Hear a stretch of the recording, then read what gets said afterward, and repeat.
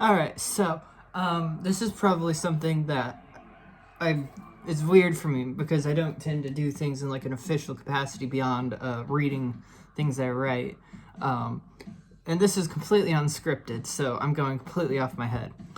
So I got bored and I'm like, what are my favorite books of all time that I have in here with me? Because I did lose a shit ton of my books, unfortunately, whenever I moved last year and lost most of my shit. So it's kind of like, whatever. So anyway, the first book that I really fucking love is this. Now, this is a very old copy that I have. I got this when I was in first grade. I no longer have the jacket for it. I lost that many, many years ago. I think I was on a camping trip whenever it got destroyed. And as you can see, it's a very worn book, but it's The Hobbit. I read this when I was in first grade. I saw the movie, and then I decided to read it. Person I saw the first Hobbit movie killed himself, but that's neither here nor there. I fucking love Tolkien. Like, this is an amazing book. I have this right here on my knee. And yeah, I just fucking, I absolutely love The Hobbit. Then I've also got that right there. So, I love Tolkien and his work. As one does. I have no particular order in this. Jesus fucking Christ. So I guess I'll just go to what's on the top right here. Okay, so this should be obvious. The Satanic Bible. I love this. I really like this book. It's it's by Anton Szandor LaVey. I knew I briefly spoke with his grandson before his grandson died. I know the last person who interviewed Anton LaVey. I know basically everything there is to know about this book. It's a good read. I think it works very well in terms of what it does. And so I guess since I have it up here, because I know it comes up, the first few pages of the actual book inside of the Satanic Bible are lifted portions from this book called Might is Right. Might is Right was originally published in 1896. It is it's subtitled The Survival of the Fittest. So it is a social Darwinist screed by a guy named Ragnar Redbeard, which is a pseudonym of a New Zealander who moved to Chicago, named Arthur Desmond. Now, there is speculation, and I do think that there might be something credible to it, that it was also held by Upton Sinclair, who wrote The Jungle Book, and Jack London, who wrote, like The Seawolf and everything. Jack London is an amazing writer, however, I do not unfortunately have any of his books physically anymore. I lost those in the thing that I mentioned prior. Now, this next book, A List of Cages. This is the first book that ever actually jarred me.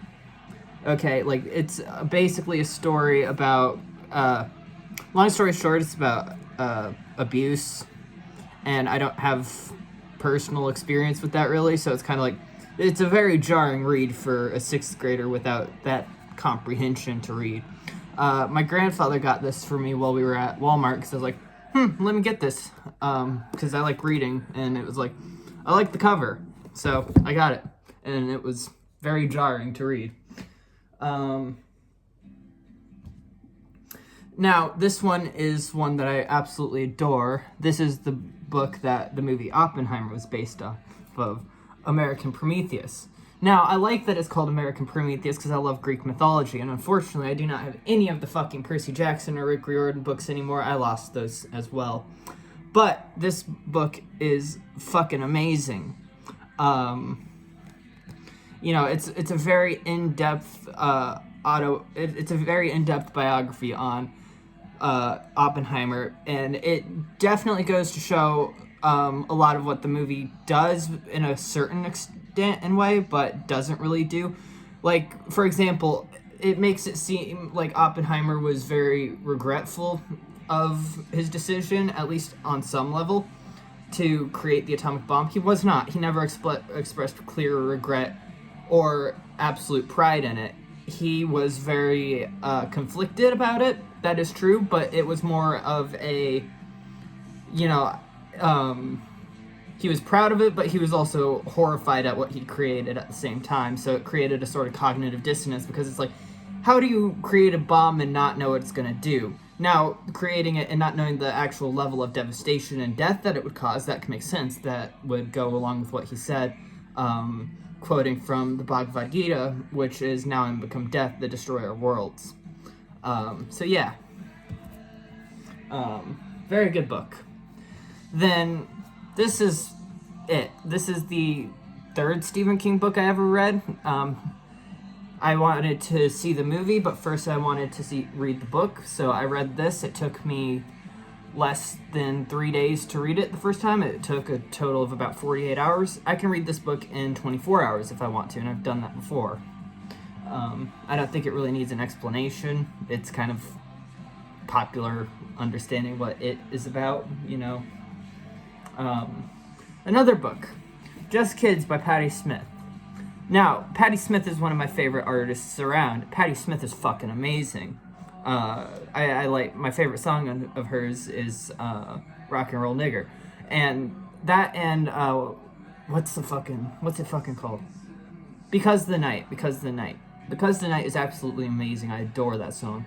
And then I love her poetry. And I also love her shorts.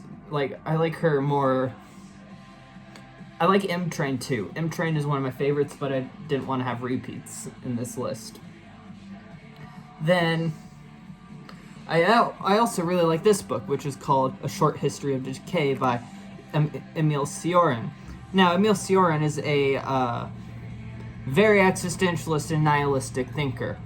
He, essentially, a lot of this book is harsh. It's a harsh read. It's kind of like Might is Right, just a lot more. As an example, it posits misery as humans being solipsistic in it, and that we wallow in it, regardless of whether it's something. As if we're the first to experience such misery before. Like, a lot of people, in an example like heartbreak, will act like it's the end of the world and like no one can understand it, or, you know, edgy teenagers and stuff that read Nietzsche for the first time and misattributed his diagnosis of nihilism as an ailment. Now, that's not to say that I think nihilism is an ailment. It's certainly a negative posture, but it's not the worst thing in the world, and it's not wholly incorrect.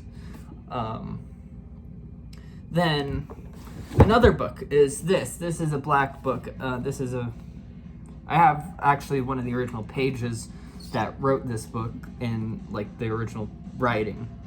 This is called The Suffering and Celebration of Life in America. You can find this on Internet Archive for free. But basically, this is it's described by Shane Bugbee, its creator, as the last picture of American innocence. This is documenting a 2-year trip all across America.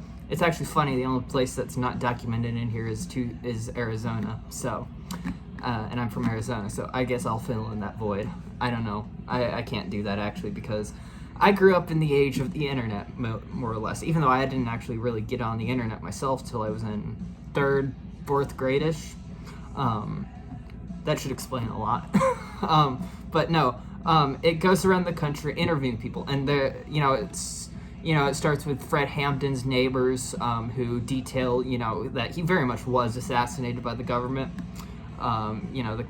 His house was riddled with bullet holes from the Chicago Police Department. And yeah, it's just documenting things from every single walk of life possible that it could. Like, it's insane the amount of information you can read in this. Like, there's even someone...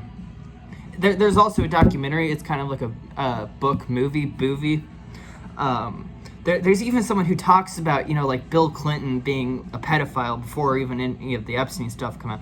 And it's like, well, Monica Lewinsky. Well, technically speaking, Monica Lewinsky was of legal age, so that's not really a point. Anyway, there is this. Now, this is what I would absolutely call Might is Right for the mind. The Body Keeps Score. It's a study on trauma and treatments for it and causes and how your mind functions with it. It's absolutely it's a mindfuck to read because you can't help but attribute it to things. You know, it's like compared to what's the one book, A List of Cages that I showed earlier. Like, after understanding that stuff and then experiencing certain things myself, it's like, holy fuck. Anyway, it's like, okay. So now, brain droppings. George Carlin. Obviously, George Carlin is one of the greatest comedians to ever live, if not the greatest. He was the one who did the 7 words you can't say on TV. And this is just a book full of his quick wit and humor. And actually, it's funny because I got this from my grandmother, and in the back of it, you can find where they were playing cards and counting points with it. It's kind of funny. It's cool.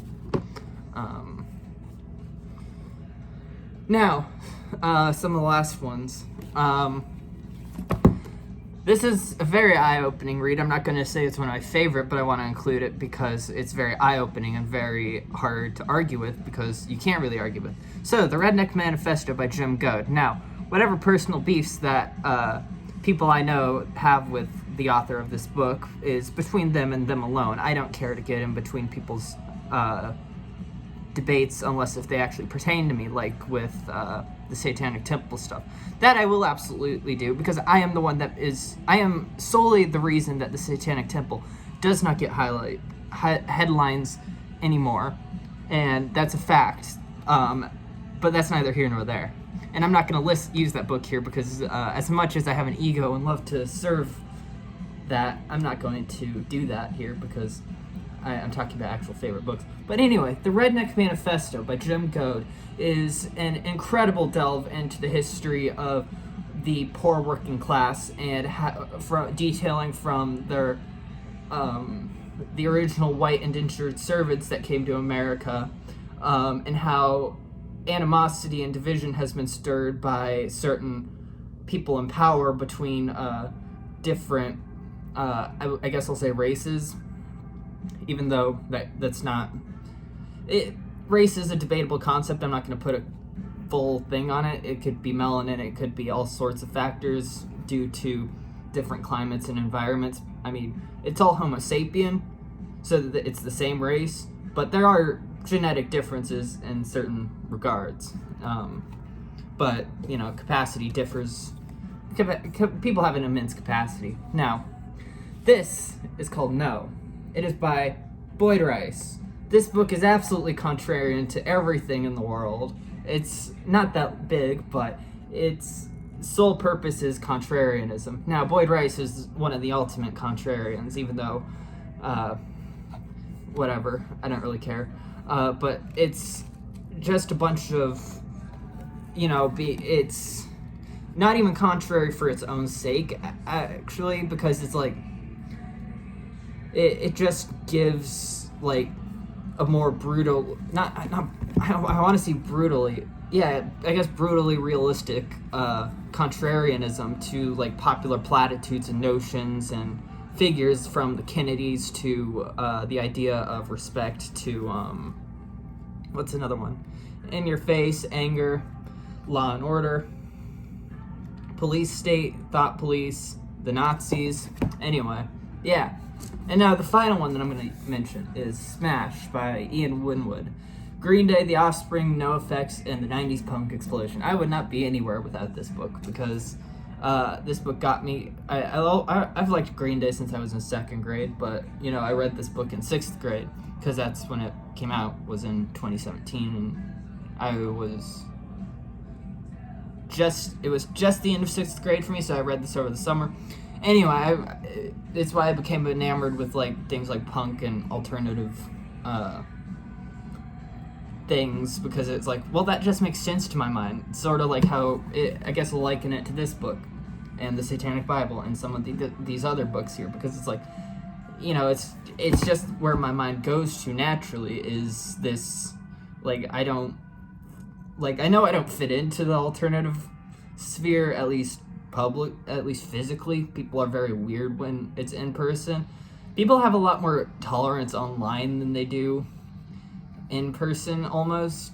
Though I don't know, I don't tend to interact with people in person, but I do know that in person with things, like, it is very much like people don't exactly take well to nuance. Like, people see things very dualistically in black and white.